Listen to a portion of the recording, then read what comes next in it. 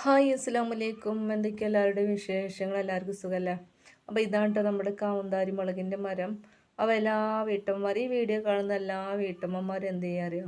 24 മണിക്കൂറിൽ 1 മണിക്കൂർ കൃഷിക്ക് വേണ്ടിയിട്ട് മാറ്റി വെക്കുക കേട്ടോ. ഇപ്പോൾ നമ്മളെ മക്കൾക്ക് നമ്മൾ വിഷം വാങ്ങിക്കൊടുക്കാൻ തുല്യമാണ് നമ്മൾ തമിഴ്നാട്ടിൽ നിന്ന് വരുന്ന കീടനാശിനികളും രാസവളങ്ങളൊക്കെ ചേർത്തുള്ള പച്ചക്കറികൾ കൊടുക്കുക എന്നുള്ളത്. ഇപ്പോൾ നമുക്കറിയാം, മലയാളികളുടെ ഇടയിൽ എല്ലാ വീട്ടിലും ഓരോ ക്യാൻസർ രോഗികൾ വരെ എത്തിയിട്ടുണ്ട് കേട്ടോ.